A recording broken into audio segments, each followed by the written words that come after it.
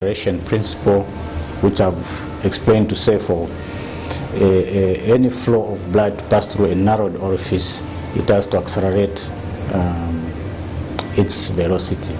Then the continuation equation, which is good for calculation of valve areas, which is also entails that it is just a law of conservation of mass, which says the cardiac, since the circulatory system is a closed circuit, there's no loss of volume, so the same cardiac output or stroke volume going through the aortic valve, the same stroke volume or amount of blood can go through the mitral valve. So that's the continuity equation. So these are equations, if we are doing hemodynamics of any valve, they have to be put in mind and should help us explain the severity of an aortic valve lesion.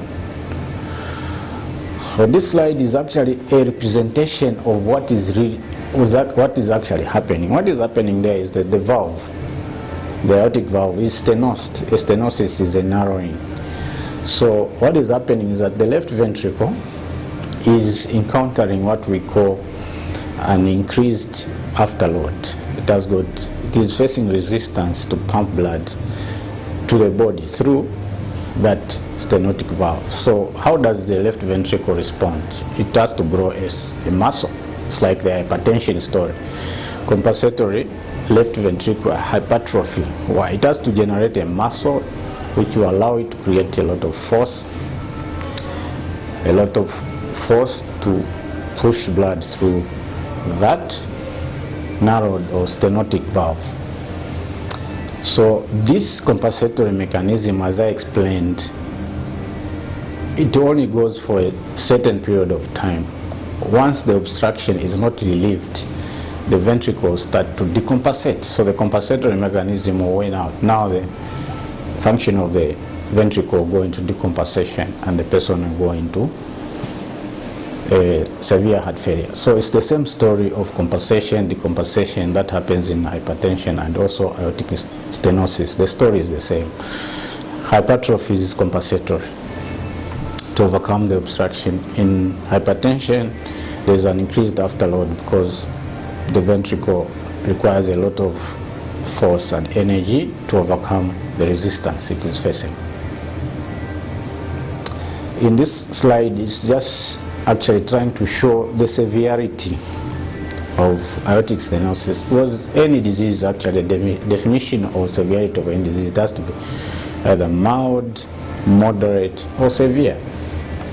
So moving from the right side of the left side of the slide, this is a normal valve opening.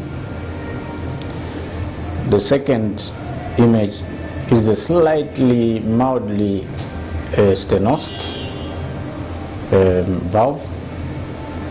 The third slide, it is showing that the valve area is reducing. That's a moderate aortic stenosis. And the fourth image on the slide is showing that this is a severe aortic stenosis situation. And also by pressure gradient, when we put our continuous wave Doppler, we see that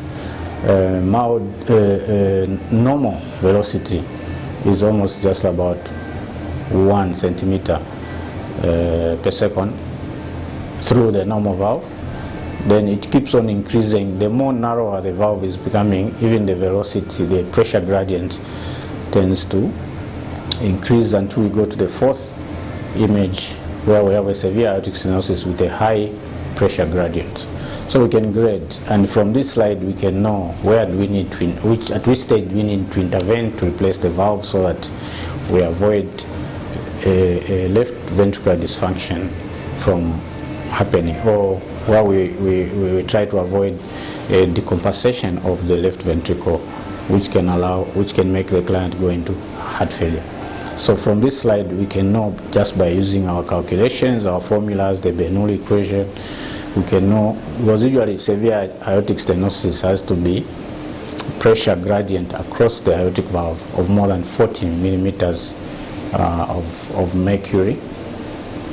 And also the valve area It has to be severe aortic stenosis. It has to be below 1 centimeter squared, and mild between 1.5 and 2 centimeters squared. So we grade the aortic stenosis by the valve area and also the pressure gradient. So the hemodynamics that happen in aortic stenosis are just the same within hypertensive heart disease or hypertensive cardiomyopathy. What happens, because the aortic valve is narrowed, there's obstruction, so the ventricle, in the left ventricle, there's an increased afterload, or the resistance the ventricle faces while pumping blood to the organs through the aortic valve. So the afterload is increased. So when the afterload is increased, it brings a situation where there will be left ventricular pressure overload. So there will be a pressure overload on the left ventricle. So when there's pressure overload, that means the feeding pressures in the left ventricle will be high. So the feeding pressures, when they are high, what will happen is that the ventricle now will generate or will grow a muscle or will undergo what we call left ventricular hypertrophy as a compensatory mechanism. So now this left ventricular hypertrophy, it only has to compensate for up to a certain period, whereby we must intervene and do something and remove the valve, put another valve. Then if we don't do that, it will go now from compensation to compensation, and the client will go into heart failure. So it's the same. In the compensation, the left ventricular function reduces. So when the left ventricular function reduces, what happens to the output? The cardiac output goes down. So when there's reduced output from the left ventricle, what happens? There will be increased feeding pressure. So when the increased feeding pressure happens, that means this client is degenerating into full-blown heart failure. So what really happens in hypertension and also an aortic stenosis in relation to the left ventricle is actually very similar. The pathology or pathophysiology is the same. So this is a slide which is showing a congenital valve, a bicuspid valve, which means the valve, aortic valve, which has got only 2 leaflets instead of 3. And usually these bicuspid aortic valves are prone to calcification, and usually they are congenital. That means someone is born with only 2 leaflets. So this is a movie which is showing the valve, the tricuspid valve, showing a fish mouth appearance. This is another video clip which is showing other forms whereby also the aortic root, the ascending aortic root is dilated. So there's an aneurysm on the same valve. We know that in rheumatic heart disease, the order of valves being affected, usually mitral valve is the first valve to be affected. Then the next valve from the mitral valve in rheumatic heart disease is the aortic valve. So the aortic valve, from the aortic valve is a tricuspid valve. Rarely do we have the pulmonic valve being affected by rheumatic heart disease, but it can happen, but rarely. So what happens in this clip, it is showing a calcified mitral valve with doming or diastolic hock stick deformity, thickened leaflet tips. It is also showing the aortic valve with calcified leaflets. So this aortic stenosis, in this case, it was due to rheumatic heart disease. This clip is of a client that we saw in 2012. He had an echo somewhere else, but they couldn't see anything. As far as they were concerned, the echo was normal. but the client had symptoms. He had shortness of breath. He developed swelling of the legs, easy fatigability. So in short, he had signs of heart failure. So on their own, they decided to have a second opinion, and when they came to us, we did an echo. We found that in this client, the left ventricle was already starting to dilate. The aortic valve was stenosed. He had left ventricular hypertrophy or thickening of the left ventricular muscle. And he had a lot of turbulent flow across this is the turbulent flow. In this image, we see a lot of turbulent flow across the aortic valve. There's a mosaic flow here, which means there's a stenosis. Because what is happening here is that there's a lot of velocity to overcome the obstruction. So the flow of blood is no longer laminar, it is turbulent. So lucky enough, this gentleman, this is also another slide showing the turbulent flow in another view. Lucky enough, this gentleman was sponsored and went to India and had his valve replaced. And the next time we saw him, he was walking without any difficulties in breathing. His heart size had almost come back to normal size.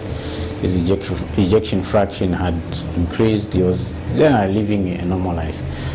So in conclusion, we can just say that aortic stenosis is a surgical disease. It's not a medical disease. So the remedy is actually just to replace the damaged valve and relieve the obstruction.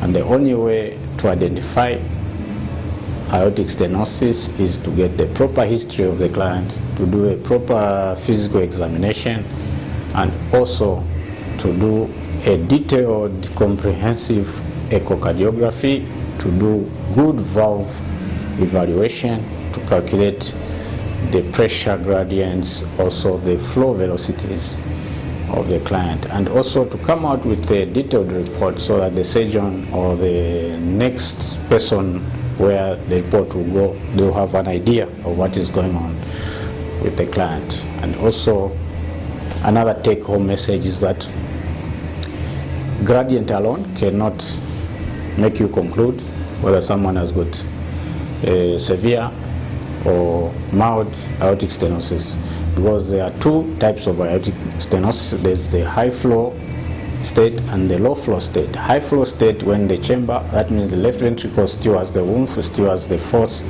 still have good contraction to generate high pressure across the valve. The low flow state is when the left ventricular function has reduced. It doesn't generate a lot of force, so it will not give you a good gradient to grade it as severe aortic stenosis. In that case of low flow state, you just look at the valve morphology, how stenosed is it, the valve area. So that will determine to differentiate between the mild and severe aortic stenosis. At this stage, we would like to conclude and say we'll look forward to another topic in the valve series so that we can complement all the valves. Then we start moving out of the heart to look at the diseases that affect the outside of the heart.